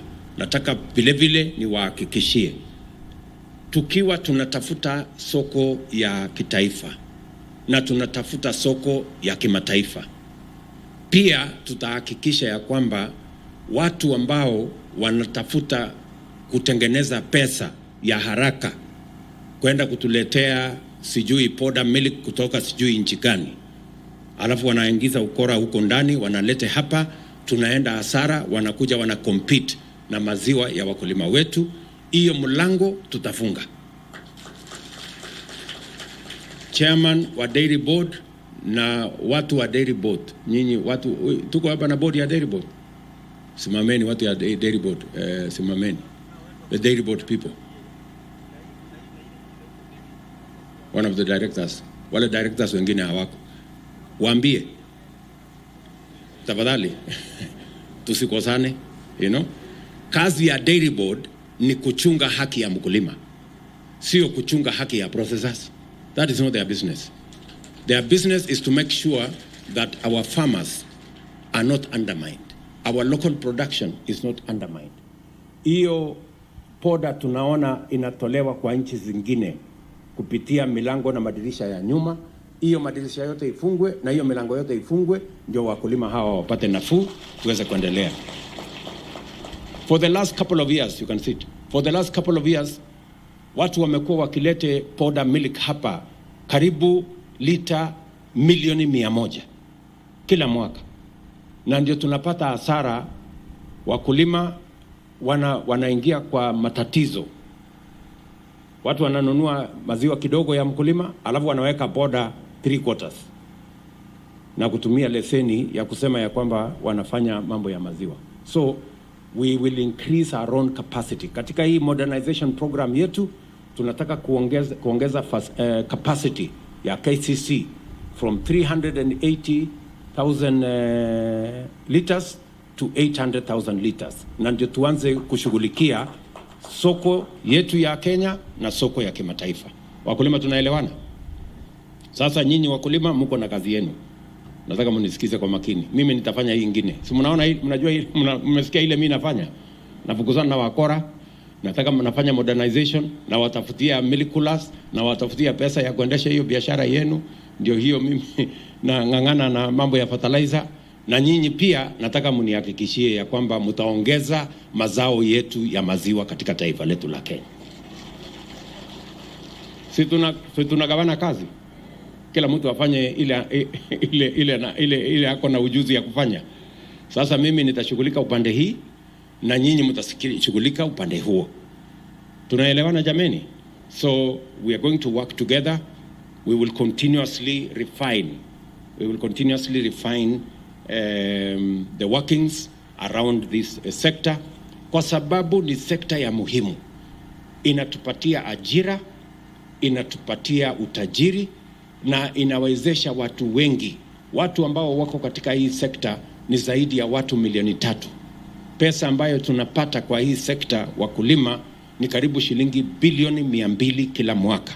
Hiyo ni pesa nyingi na ni sehemu ambayo ni ya muhimu katika uchumi wa taifa letu la Kenya. Waziri ananiambia ya kwamba mambo mmekuwa mkituuliza, mnataka ile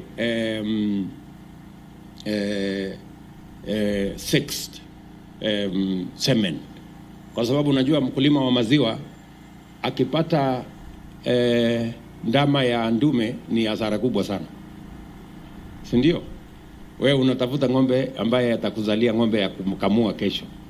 Ukipata ndume unapata hasara. So tumeweka mpango ya sex milk, ndio ng'ombe yako sex semen, ndio ng'ombe yako akizaa anazaa mwenye atakupatia maziwa 2 years down the road.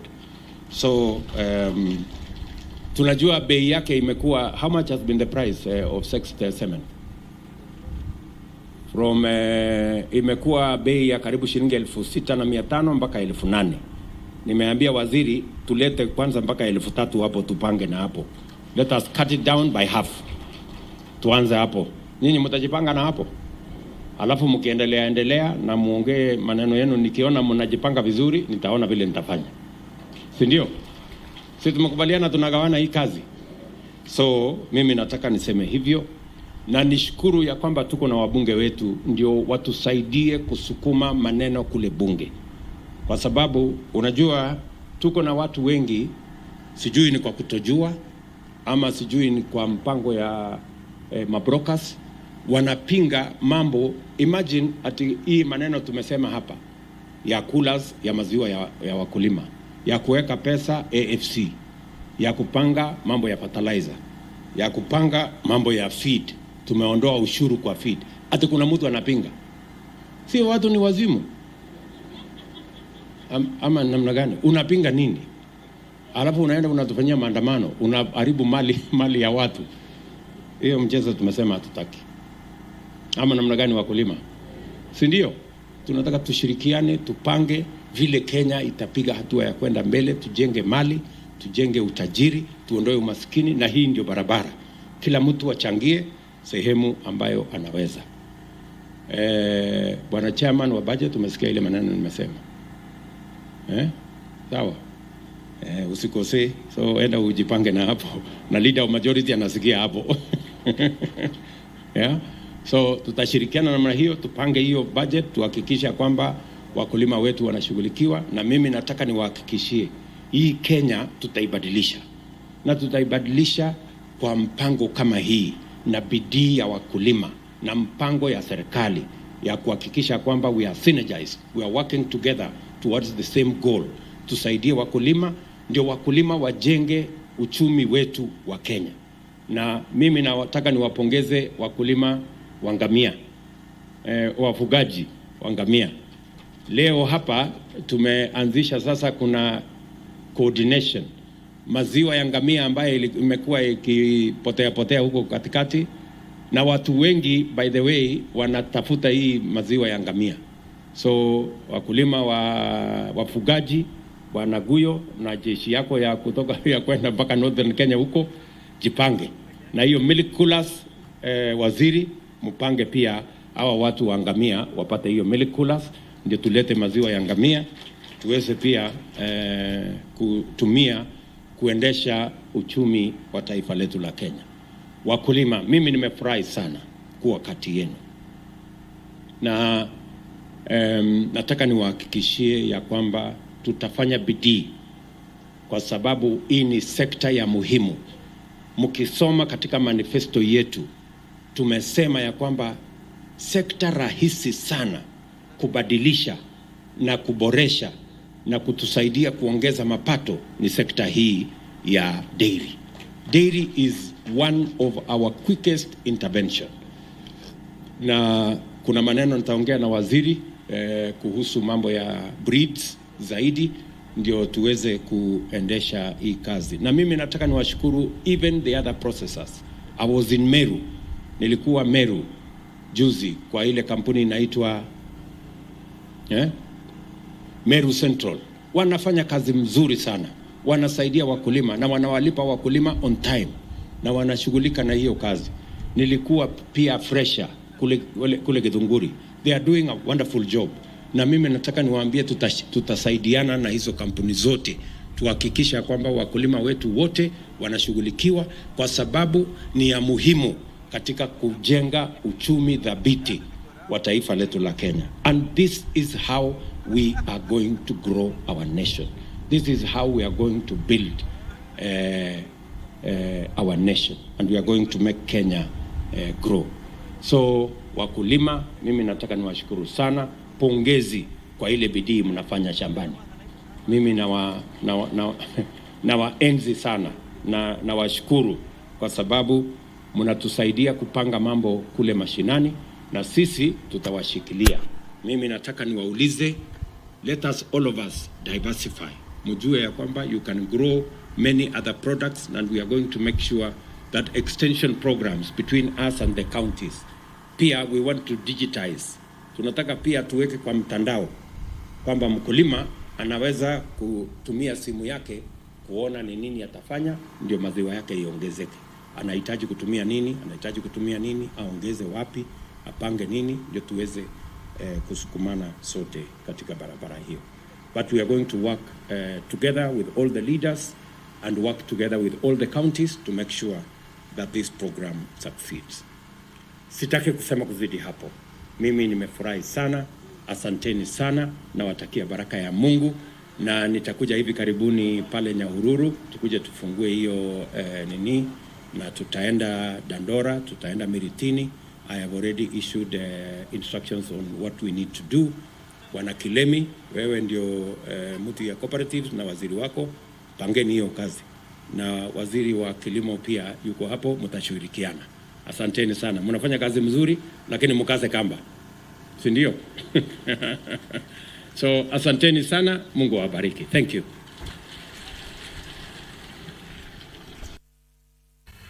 President William Ruto live from the Kiganjo KCC plant there. And very quickly, let me just point out some of the things that he has talked about. First of all, milk cartels have been put on notice and asked the Kenya Dairy Board to ensure that that happens. In the next 3 years, the government is going to spend 3 billion shillings in the modernization of KCC milk plants.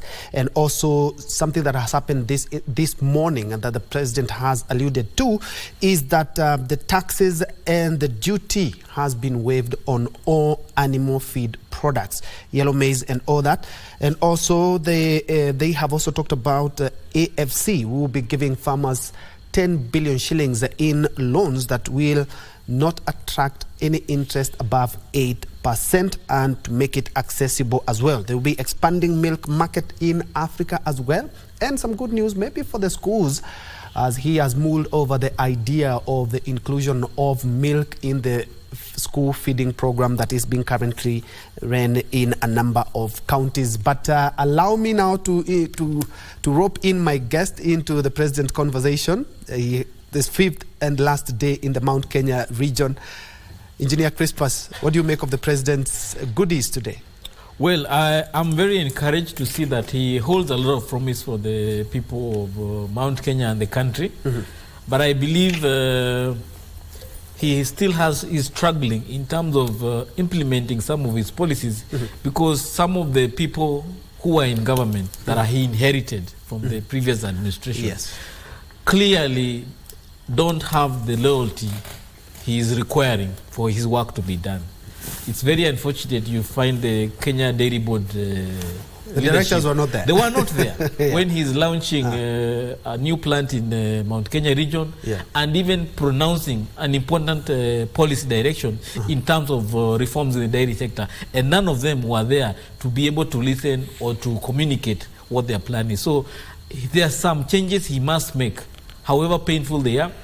And as far as Azimio may want to say that is removing some of people, some Kenyans from office, it has to be done because he has to have people who are ready to work with him. He cannot work with people who are not able to carry the dreams and aspirations he has for the country. Yes. Madam Cecilia, what do you make of the president's speech and the goodies? Yeah, I think it's a good day for the dairy farmers. Even if we are not dairy farmers from the further north, but we are happy for the dairy farmers in the rest of the country. But in his speech, he has mentioned something very short, but I picked it as good news. He mentioned something about the camel milk. You know, when you talk of camel, it is in the northern Kenya, Garissa, Wajir, and all the way to Turkana. We own, I think, among the largest herd of camel. So when he talks of camel milk, I think the Turkana people will have to walk that journey so that our milk, our camel milk, will also be channeled to the national grid where it will be exported to the Arab countries. I'm told the camel milk has very high medicinal value. It is used to cure some diseases, and in Turkana we have many camel. So I think that is good news. That is what I've picked personally for my people. All right. Yeah. Honorable Roko? What the President has said is completely aligned, properly well aligned. And the government is talking about production. Production. Whether it's production of milk, whether it's production of cereals, whether it's production of coffee, tea, that's the only way we are going to see, for instance, the exchange between Kenya shilling and Dora coming down. because we must have enough produce, rockery, so that we can be able to export the surplus to other nations. And once we export the surplus to other nations, then we get the foreign currency. We get dollars into our country, and therefore the demand of dollars will come down and the price of dollar against shilling will come down. So the Kenya Kwanza government is aligning itself probably to increase the production of coffee, of tea, of milk, of maize, of beans, of wheat, of sugarcane, everything, of the product which, or the plant which we use to manufacture edible oils like palm oil, like sunflower, like soya beans, all these commodities which are used to produce edible oils, so that the prices of these commodities can come down. Surplus we export to other nations, and also through that we'll see huge manufacturing opportunities coming up. Value addition of milk to yogurt, to powder milk, which we can export to other nations. Value addition of wheat, you know, we have enough wheat production, then we are able to supply in other part of the world. The same case to maize and everything. So it's about production, and government is committed to continue subsidizing production, not consumption. I think it is very important to underline that. At least the cabinet meeting today in the morning has bore fruits, especially for the farmers. The 10 billion shillings loan to ensure that farmers can access cheap credit. Yes, for the purposes of production. And the waiving of the duty and taxes for animal feeds. That is a game changer. That is what we passed in Parliament, and many people did not talk about it. We're only talking about the housing levy and talking about the 16% of petroleum product VAT. But the number of levies which have been removed, when you talk about, for instance, when we're exporting the tea, the VAT on tea, we export the tea, the VAT on packaging of the tea, all that was removed. So we are going to revolutionize this economy within a couple of years from now. Of course, we are still within the first year. You remember this government came into power in the month of when was the president's September. In September. And that is next month. So we'll be coming to an end of 1 year next month. And we expect by the end of the second year, I'm sure Kenyans will be asking the president, please even stay more. Don't go after the second term. We need you around. That could open up another discussion, and you know it. But away from that, ladies and gentlemen, allow me to give you the closing remarks. And Mheshimiwa, I would like you also to point out there's something that I saw that you are doing. While you are distributing bursaries, you also remembered some very critical people, SGBV, sufferers or survivors, and also you reminded people that not only are we looking at money to ensure that we are well educated, but also ensuring that we can also make our own money. Kindly point out on that. Okay, you know, my office is established under the affirmative action, and the engine, the driving force in my office is the affirmative action groups like women, youth, people living with disability, the aged, and all those special groups. So in the affirmative action fund, there is that aspect of bursary.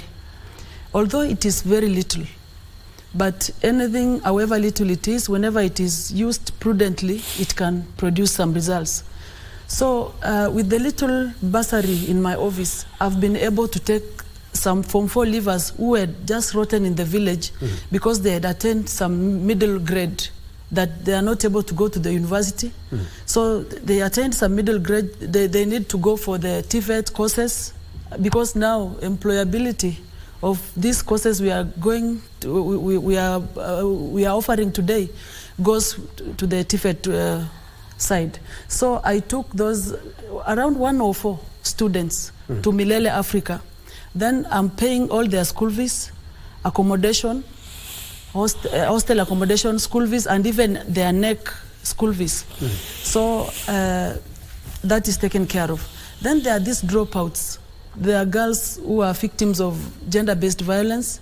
There are girls who got married earlier, early pregnancies, and they are willing to go back to school. We have been looking for them, and some of them are really benefiting from this bursary kitty. Some of them have gone to some specific schools. I engage with principals, so we know on how we've done some arrangements for them. Then the other thing that my office does is the economic empowerment to these special groups. So there are businesses that are owned by women and youth. There is little money that is put in the affirmative kitty that is supposed to empower these groups. So when we were launching the sanitary towels, we were also launching the empowerment money. We were giving these groups some little money, either to value add on what they are already doing or to start new businesses. And like in the 4 quarters that have gone, around 55 groups have benefited from that initiative. They have gotten small money to add value on what they are already doing or to start new businesses. Then people with disabilities have not been left behind. And I also procured 45 sewing machines that are electric sewing machines, so that we can enable women who are venturing into tailoring businesses to have their business modernized. Because they were telling me with the manual machine, they can do a dress per day. But when we gave them the electric sewing machines, they are now producing so much. And the 45 electric machines were distributed across the county, in all the sub-counties, and considering also special groups like youths. Then there are ex-convicts, people who had been jailed, and they are now out with skills that they were trained in jail. Some of them gained tailoring skills, and they don't know where to start from. I welcomed them and gave them a few of these machines, and their business is now thriving. Now what I'm looking forward into is now putting stock into their shops so that they are able to do uniforms, and then by doing so they will have small employment in the village. They will impact on our villagers. Then the other thing that I'm doing is there are youth who are participating in small-scale farming along the irrigation areas in Turkana. Like a place where I come from a place called Katilu. It has an irrigation scheme. It's along River Taukel. And then there is River Kerio, there is River Taukel. So these rivers are permanent. Yeah, because of the interest of time. I know. And there are some irrigations being practiced there. And in this quarter, I'm now procuring tanks and water pumps so that they can do that small agriculture. Then they are able to, just small economies, to grow their families and to put food on their table and to afford their basic needs. So Affirmative Action Fund is a small fund, but it is doing great things. And we are looking forward. The president was so passionate about it, and he was saying he will finance us well. Because with this small money, and you have to cover the whole county, it's not really possible. And for the interest of time, let me stop it there. Next time we will have a whole day for that. Honorable Rocco, and especially because of what our eyes will be at the Bomas of Kenya tomorrow, and I'm quite sure a number of Kenyans would want to know exactly what will be happening there. I don't know where we'll be allowed to cover the proceedings live, but every Kenyan would want to see that. Kindly mention that as we wind up. I think all the journalists will be around to cover those talks, because the president is committed to be open and very transparent. And I know as your team will be very uncomfortable with that move. They were very uncomfortable also with having it in a public place like Bomas of Kenya. But that is what it is. We have to tell Kenyans the truth. The politics of conmanship has to come to an end, and it's going to come to an end with the administration of the president. And we don't expect much out of the talks, because most of what is being discussed is already in the parliament, in both Senate and the National Assembly. If it's the issues of IBC, we are talking about the law, the IBC Act. That's the purview of the parliament. If it's about entrenchment of the leader of opposition in parliament, if you remember, the first memorandum which the president sent to the House was one of the things he requested is for the parliament to consider whether the leader of opposition position can be entrenched in our constitution, so that whoever comes second in any general election will have a seat in parliament. And therefore, let Raila Odinga come and sit where Wandai sit. And then Rokoi is on this other side. Okay. And we discuss matters of the national importance. Engineer, wrap it up for us, kindly. Thank because you. we are out of time. Thank you so much. For me, I'm looking forward to the bipartisan talks. The only thing I feel like we missed out, remember we had a time where the MCAs had complained about their welfare and the word fund. As much as they have put a CDF as an agenda, the oversight kitty for the senators, why have they also not looked into the issue of the word development kitty? Because it's a matter of national importance. The government of Kenya Kwanza promised to support devolution, and I believe more resources need to be put to the devolved units and especially to the wards, so that some of these promises that have been captured through the Kenya Kwanza plan can be realized by having more resources near the ground, and to remove the element of the national government being the custodian of the most resources. So I look forward to the talk and hope that we get fruit out of it and avoid the drama that we have used in other talks. All right, let's first of all cross over back to Kiganjo, where the head of state is making a statement. Yule wa Singapore alikuwa ona. Yule wa Norway alikuwa hapa, mulimuona. Wale wengine wametuambia we have space. Rais wa kutoka UAE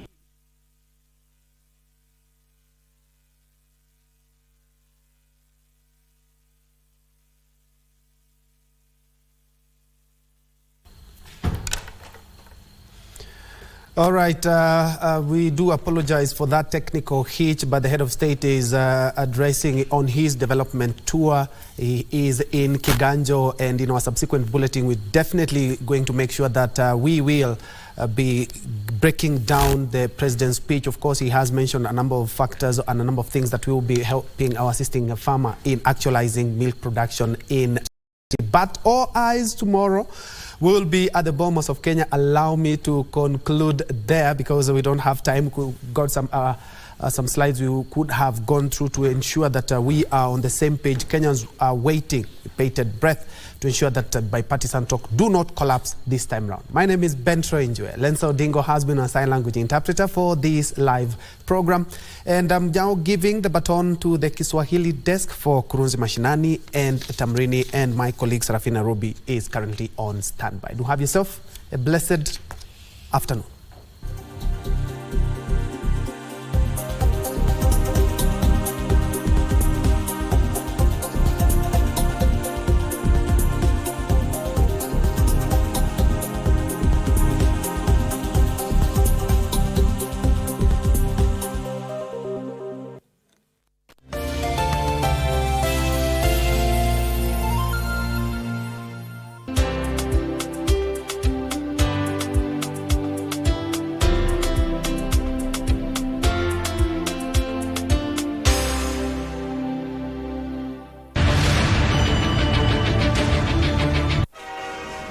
오늘의 디데이입니다. 오늘의 디데이입니다. 나는 내가 다음 약속이 안 나오거든. 걱정 말아요.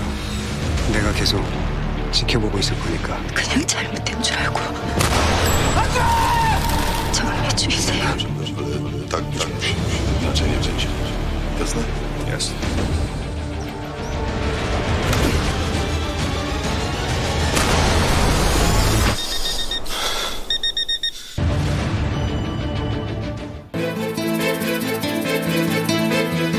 Ningekuwa wewe ningehesabu masaa ya pumzi niliyobakia nayo hapo ulimwenguni.